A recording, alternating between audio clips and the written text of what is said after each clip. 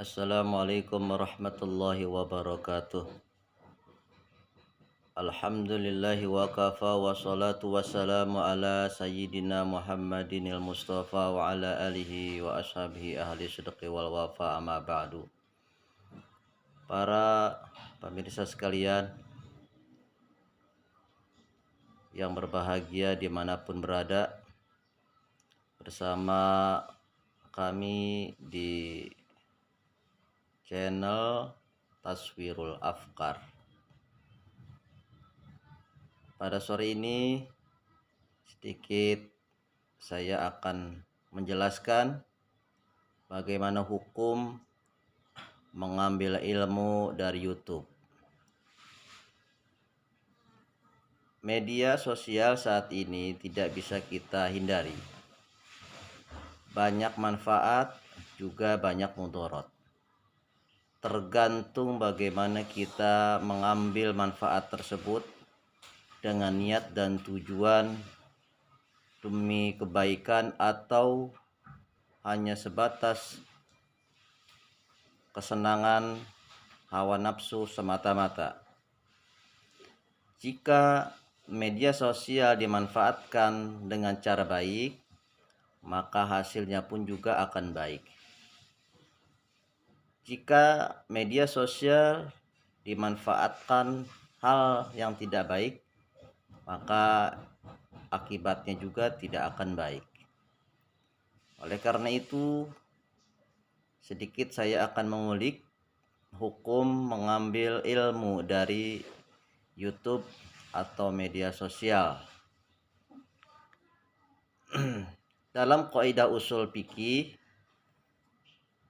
ada penjelasan fala yatimul wajib illa bihi fahuwa wajib.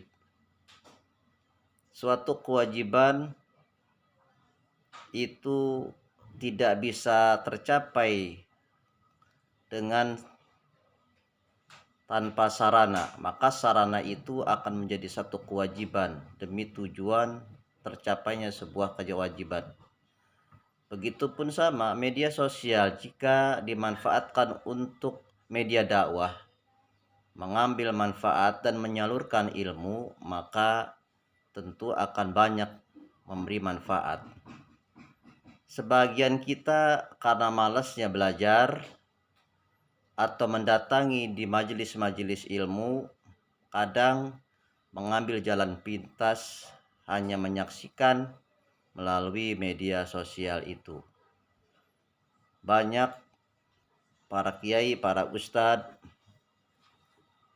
memanfaatkan media sosial itu untuk menyampaikan pesan-pesan dakwah.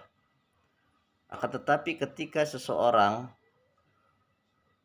dengan dasar ingin mencari pengetahuan tanpa dia bertatap muka, tanpa bertalaki dengan seorang guru, maka akan berdampak yang tidak baik, sementara mereka tidak tahu sumber dari mana pengambilan seorang ustadz tersebut yang dia lihat dan dia dengar dari media sosial itu.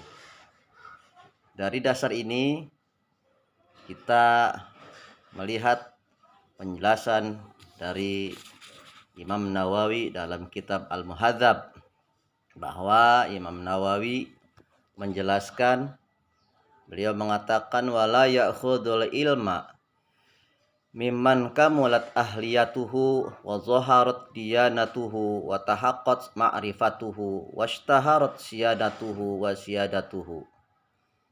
Janganlah kamu mengambil ilmu kecuali dari orang yang telah memiliki kelayakan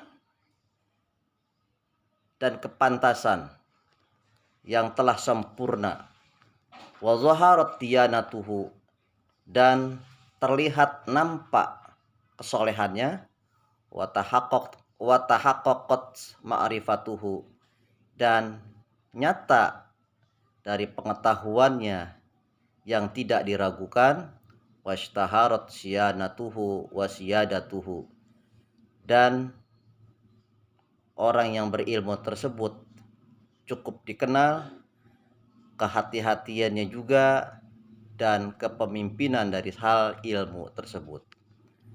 punya kapasitas, punya kemampuan ilmu yang linui, akhlak yang baik, dan dia bisa menjaga dari perilaku-perilaku yang menyebabkan penyimpangan dari sisi akidah, akhlak, dan sebagainya.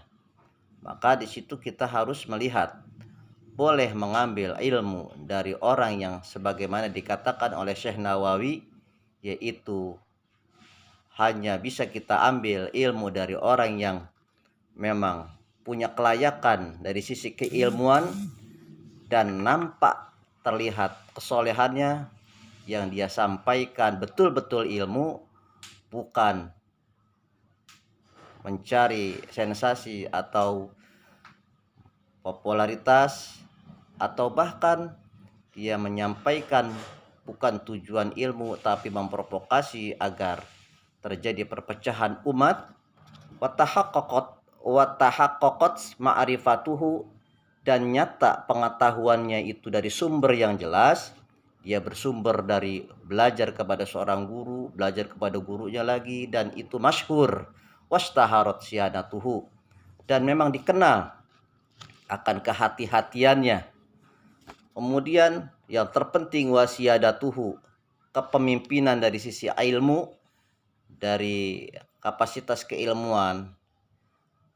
Mantabahara fi ilmil allati tada ila sairil ulum, dari sisi ilmu gramatika bahasa Arab cukup mumpuni, kemudian memahami ayat-ayat Al-Quran, hadis Rasulullah yang bersumber dari ulama-ulama masyhur, seperti halnya mengambil dari mazhab Imam Syafi'i, dari mana sumbernya, ke gurunya terus lanjut kepada sampai kepada Imam Syafi'i, begitupun kepada mazhab-mazhab yang lain yang memang dikenal di kalangan umat Islam.